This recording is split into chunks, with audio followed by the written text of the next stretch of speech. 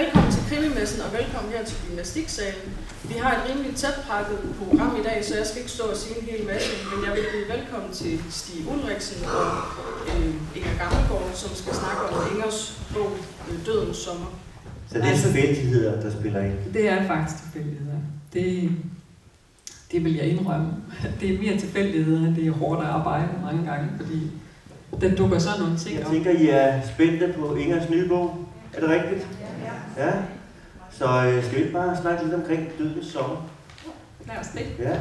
Og jeg synes, der er ikke nogen, der har haft mulighed for at læse den, tænker jeg, for den udkommer jo først i dag.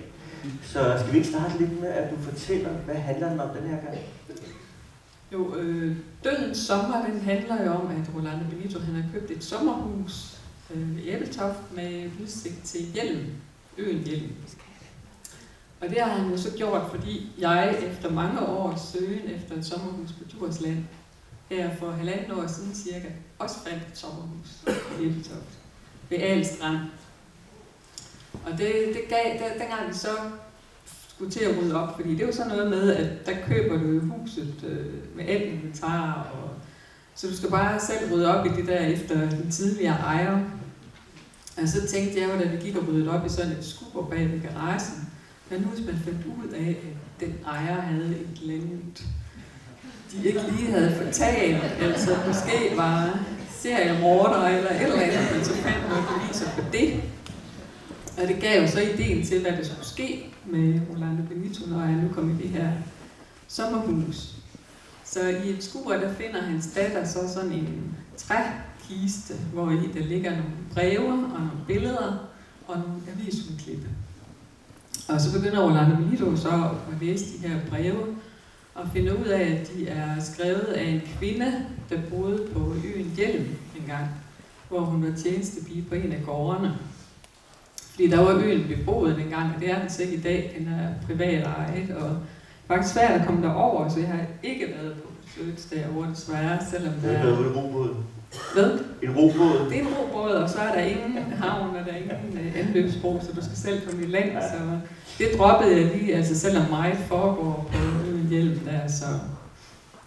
Men så de her breve læser Rolando Benito, og der ligger nogle billeder også, hvor der er et billede af en kvinde, der sidder med et lille barn på skødet på en fiskekutter. Og så ligger der også et billede af gravstedet, så han kan se, at hun er død i starten af 50'erne. Og så tænker han jo lidt på, hvad der er blevet af det her lille barn, hun sidder med på skødet, og så hvad der egentlig er sket med den kvinde der. Og de der avisudklip, det er jo så om nogle fiskere, der er forsvundet sporløst på havet, og aldrig er fundet igen. Og det er så sket for 4 år siden. Så Rolando Benito, han bliver involveret meget i de her fortid, de her mennesker. Og så finder han så også ud af, at kvinden, der har skrevet de her breve, faktisk har været gift med den tidligere ejers far. Og på den måde, så er den der familie ligesom involveret i det hus der. Så han går meget op i den her familie, og skal prøve at finde ud af, hvad der egentlig er, der er foregået med dem. Så finder han så også, eller hans barnebarn finder ud af, ved at søge på internettet, at ham, der ejede huset, han faktisk også er forsvundet. Og han var også fisker. Så der er noget med de her forsvundne fiskere. Godt, man ikke er fisker. Ja. Og han ville jo gerne holde ferie. Jamen, han vil nemlig gerne holde ferie. Det begynder de så også at trække i ham. For butikårene vil gerne have ham til at komme på arbejde, fordi der er faktisk sket et drab i Aarhus, hvor der er en graverjournalist, der er fundet i sin bil nede på havnebassinet i Aarhus. Og hun er blevet skudt, hun har fået et nakkeskud, og det vil de jo selvfølgelig gerne have Rolando Benito til Aarhus for at opklare. Jeg tror, jeg skifter karriere. Så næste der også bliver skudt. Det går ikke. Nej, det nægter han i hvert fald i lang tid, Rolando Benito, og nu vil han altså have ferie med sin familie i det her sommerhus. Så Men Marianne, hun er jo også lidt hook på det. Altså hun kan også godt lide at sidde og studere, og det selvom han prøver at sige, nu skal vi altså lige have lavet nogle ting med sommerhuset. Ja, jo. Ja, ja bare grave i sagerne. var I barn, ikke? Ja. Jo, men hun involverer sig også meget i at finde ud af, hvem den her familie er. Men Rolando Benito, han bliver jo så ved med at sige, at han tager ikke på arbejde, men så får han så besøg af Morten Holsted, som er hans kollega, som har overtaget den her sag, fordi han nu er på ferie. Og han spørger ham så, om han kender den her gravejournalist, fordi de i bilen i en taske, hvor der er en lille kalender, hvor der står noget noteret, har set, at Rolando Benitos navn står der på den liste, og der står også navn på en fisker. Og det kan Rolando Benito ikke forstå, for han kender ikke noget til hende, Johanne Münster, der, som hun hedder. Og så er det også det mystiske, at der står på listen, at han hedder Rolando Benito, og han bliver jo ellers kaldt Roland Benito. Så det er Rolando Benito, det er jo af venner og bekendte. Så hvem er det, der har givet de her oplysninger til den her nu afdøde graverjournalist? Og de formoder jo så, at hun er død på grund af den sag, hun så har arbejdet på. Men det er jo Anne Larsen, der arbejder meget på den. Det er en eventyrlig journalist. Ja. Fortæl lidt om det. Jamen hun involverer sig altså i det ved, at hun også har set den her liste, fordi hun i smug har stået og filmet. Selvfølgelig var hun på kajen dengang de kommer op med dykkeren der med tasken, og hun får så filmet, at de åbner den liste der. Hun kan ikke se, hvor Rolando Benito står der, fordi det er jo også flyttet lidt ud på grund af vand og sådan noget, men hun ser fiskekutterens nummer. Og så finder hendes kollega så ud af, hvem der ejer den her fiskekutter, i noget, der hedder kutternøglen. Så hvis vi skal finde ud af, hvem der ejer de forskellige kutter, så står de faktisk i den der kutternøgle. Så finder hun jo ud af, hvem det er, og det er en fisker, der bor i Ebeltoft.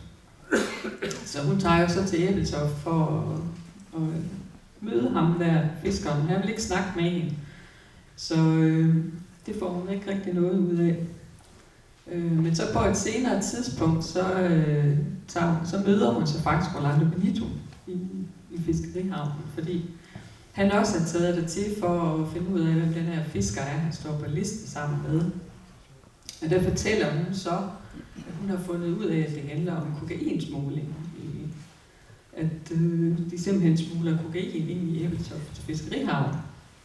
Og det bliver sådan lidt, hvad skal han nu gøre med det, Rolando Benito?